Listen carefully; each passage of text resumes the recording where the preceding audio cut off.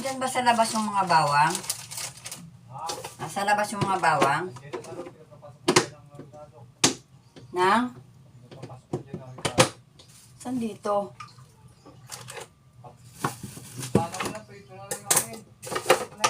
Hindi, lalagyan ko ng malunggay yung akin. Para hindi ako nanghihina.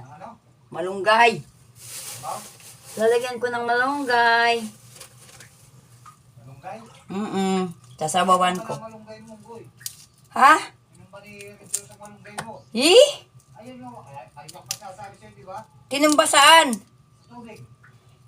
Alin puno? Mata. Ano ba yan si Red Horse? Ngayon lang maga. Ay, di mababasa na naman ako ng baha. Ang Red Horse na yan.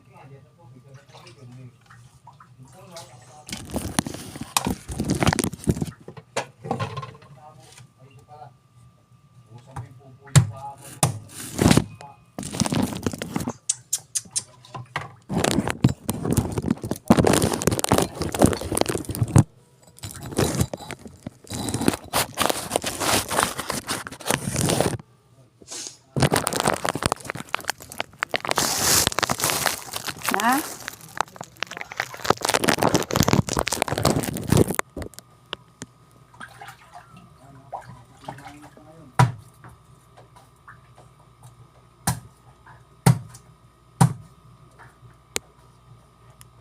Kawawa naman yung kambing. Hindi dinadalhan ng pagkain. Iyak na nang iyak kahapon pa yung hindi nakain. Ano yan? Kambing nakakwarto. Yung binibigyan ng pagkain.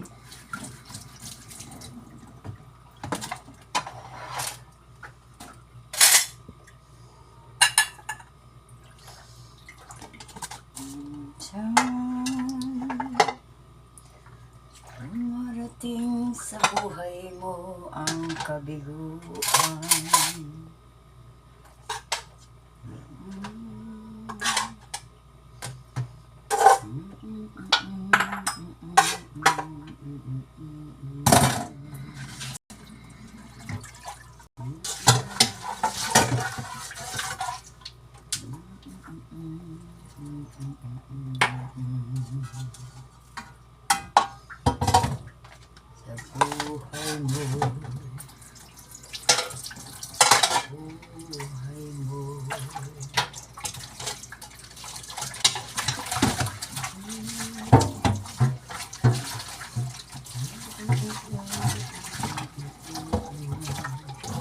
Yung isang maliit na puno, nakatayo pa. Buti na lang, yun ang kukunan ko ng malunggay eh.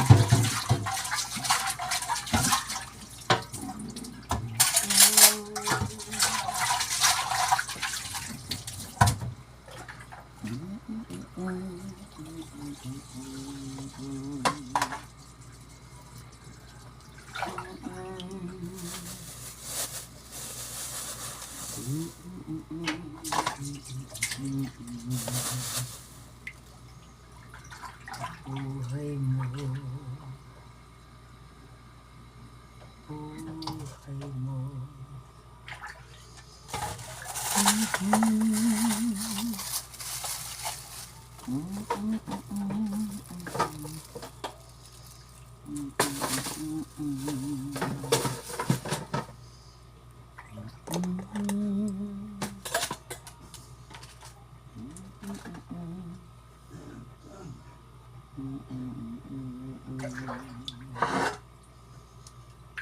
Hirap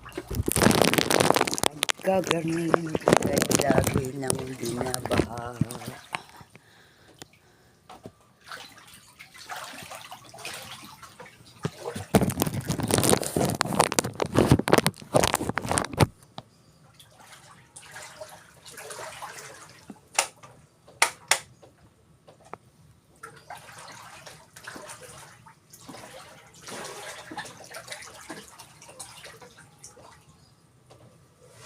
Ay, Diyos ko po.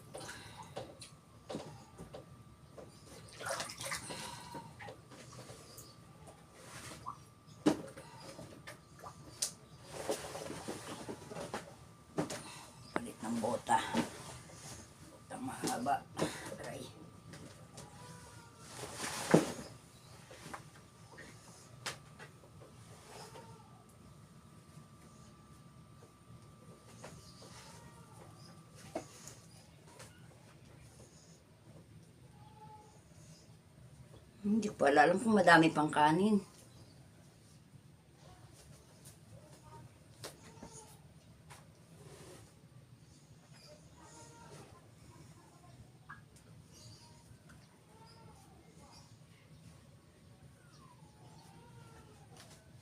Aray ko, Diyos ko.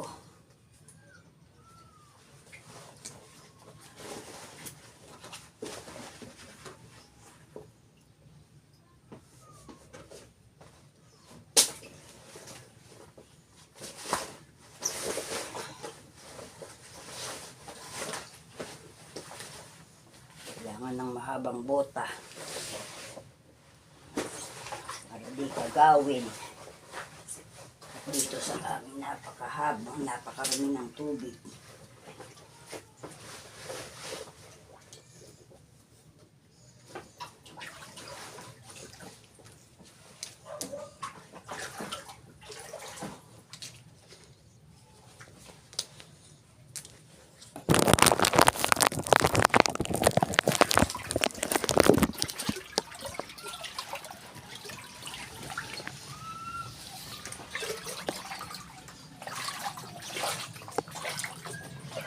Oh, ba't ganun pa yan? Diwan mo ko. Balay ko niyan. Hawakan mo lang naman. Ay, balik ka rin mo ngayon, napasok ang mga dahon. Pag inaharap mo, balik ka rin mo, di ba, sira sa ilalim. Hindi man sira eh. Ala, napasok nga mga dahon. Kaya nga hinaharangan nga ni. Pasok nga yung dahon, maliniit. Ayan, pasok mo, tinanggal mo yan. Ayan. Kaya At tinanggal least mo hindi sa loob ang pasok. yan. Ay, kahit dito dapat hindi. Saan nakatali yan? Ayan, dyan. Hirap ako sumakay pag dito, hinata. Oo, tama. Oh, dandahan ka lang. Yan, nahupa na yung paa mo. Ako pa, bandian nga eh. Ako pa. Kaya Tulak mo humupa. pumunta ron. Tulak mo itong baong ka. Sa guli mo. Pa, meron palang ganyan yan ang dapat pakain sa aking namatay na ano eh. Crayfish. Hulutin mo, pakain mo. Ito, nawala na nga yung crayfish. Patay na. Paano ito pag namatay? Hindi, harap mo lang. Basta. O, patay na eh. Hindi, buhay yan. Wala ka. Lang yung red horse to. Bakit napunta pa doon? Wala ka maingay at talagang ganyan. Ingay mo. Yan po si Maylin. Yung aso niyang Binaba mo na. sirado niya. Baba doon. Huwag ka maingay sabi saka. Oh, yan. Nalaglag na yung Eh, malunggay. paano minura mo? Minura mo eh. Lalo yung maglalaglagan. Yan po si Maylin, kaawa yung kanyang ko. Pag nawala ang lupa niya, wala na yan. Hey, Hindi mo naman dapat nilagay yan dyan eh. Dapat dito yan sa bubong oh. Ilipat mo rito, Maylin. Dito oh. teka, halika mo pa ako.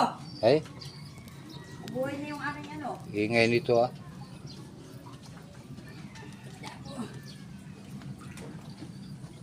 Ay, iinian mo pa talaga yung halaman ko.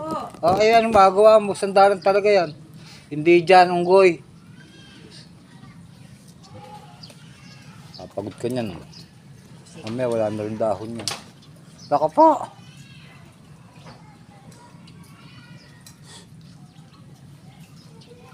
Yung pagkain mo, oh.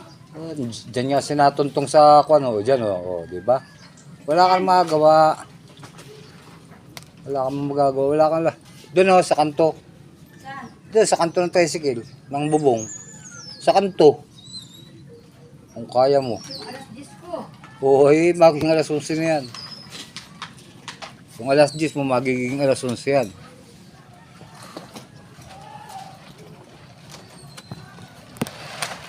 Pati yung halaman niya, ihulog mo na. O, anong gagawin mo? Eh, talagang ganyan, tagbaha. Wala ka na magagawa dyan. Naku po. Sabi sa inyo, hindi mo talaga halaman dito. Makukulit kayo. Titigas nga ni ng ulo. Nagpapagod lang kayo. Nga ni. So, malalagyan doon sa unahan. Tapos sandal mo sa stainless. Yan po si Kuratsa, ang taong panay pahinga. Anak? Ang taong panay pahinga. Kababangon lang po, bakit hindi panay pahinga? Nanlaglag na po ang mga halaman niya, hindi pa nisikaso. inihiyan mo yung aking balanoy. Naku po. Ay sigurado yan. Wala na nga nihiyaan. Sabi, Wala na yan. hindi niya kayang itumba to. O, di lagay mo dyan kung hindi kaya. Sis. Pati tanggal mo, hindi pala kaya. Tingnan natin. Let's wait and see.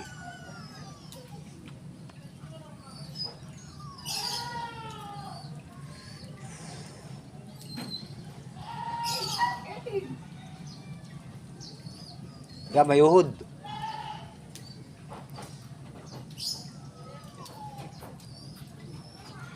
Sinubo sa kinalbo. O, tulak mo banda roon. Ako, mahuhulog. Sod. Sabi, hulog na rin yung mga balanoy na yan dyan. Gaan na yan, no? Diyan. Gaan na Ay, yan. na pagkain mo. Alam mo, dito may lagay, oh. Ayaw maniwala sa akin. Doon, oh. Doon, oh. Hoy, tutulong sa'yo ko Hindi sa. ko kaya si Redo. Yan na, doon, oh. Doon, sa kantong yun. May trapal, doon mo ilagay. Nawala. Ayun. Babababad nga yung malunggay, mamamatay. Ano dito? Nawala na yung aking trapal. Oh, di ba? Gamit na yan. Di ba? Sabi na eh. Hindi kayo naayoko dito eh. Kaya kahoy niya, gusto mong sinupin pa, sinupin mo. Lagay mo sa loob ng motor. Saksak mo dito sa likuran ng motor. Sa itaas, lulutang din yan. Yan. Bang. Sabi ko nga sa iyo, wala kang magagawa dyan at nagwawala yung aso. Ikaw na ang maulan ng makwa. Sus Maria Josep. Hindi yan pipwede nga ni dyan. Mama, oh, di. Huwag mo iangat. Makakalabas yung styro pag inangat mo yung kahoy. Sabihin sa iyo. Pag inangat mo ang kahoy, makakawala yan. Lalayo na yung styro na yan. Magagamit ng balsa ng mga bata yan. At kung nandiyan ang aso, hirap punin yan. Nakatali pati yun, oh. Oo. Ano naman itong ginawa mong tikin na to? Aba, sa dalim na yan. Maganda yung matilos, kapit yan sa siminto. Ito mo na rin pati yun. Alin? Patay na.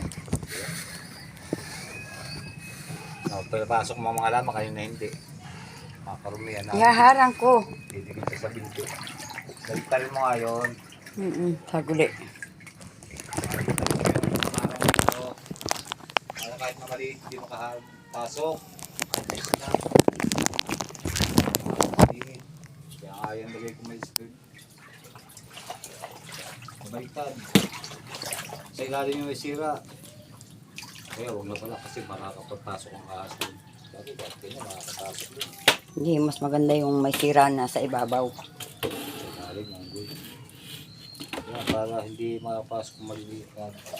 Kasi yung dumi na sa ibabaw.